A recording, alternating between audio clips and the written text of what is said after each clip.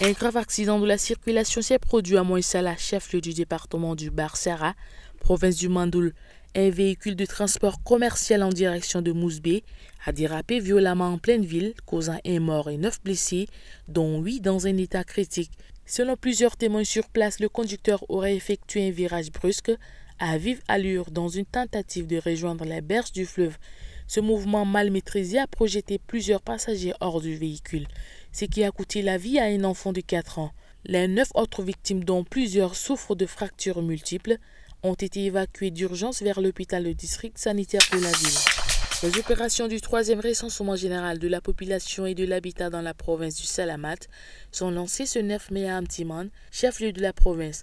Selon le chef de mission, Kario Dingao Dumbai, cette initiative vise à fournir des informations géographiques précises pour orienter les actions du gouvernement. Elle s'inscrit dans la logique de garantir le bien-être de la population. Le ministre de l'Éducation nationale et de la promotion civique, Dr Aboubakar Siddiq Choroma, poursuit sa tournée dans la zone méridionale. Arrivé à Sarre, il a visité plusieurs établissements de la ville ce samedi. Cette visite lui a permis de connaître les maux qui minent l'éducation dans le Moyen Chari. Le ministre rassure que les doléances faites par les responsables sur le terrain ne seront pas perdues de vue.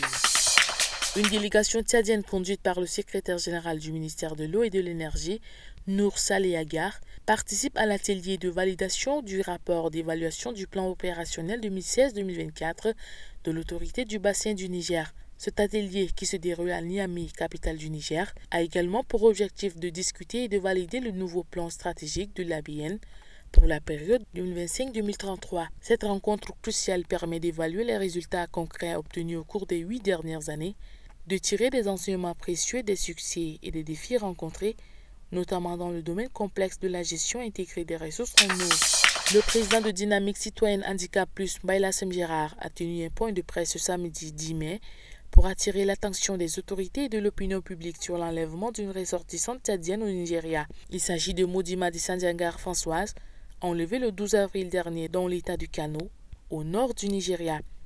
Selon les informations disponibles, la jeune femme s'était rendue au Nigeria pour suivre une formation professionnelle proposée par une ONG nommée Global Institute of Workplace Skill Training. Cette initiative devait lui permettre d'accéder à un emploi international. L'organisation Dynamique Citoyenne Handicap Plus appelle les autorités tchadiennes à prendre cette affaire en main avec toute l'urgence et la diplomatie nécessaires. Elle exhorte le gouvernement à garantir la sécurité de Modima Sandiangar Françoise et à œuvrer à sa libération dans les plus brefs délais.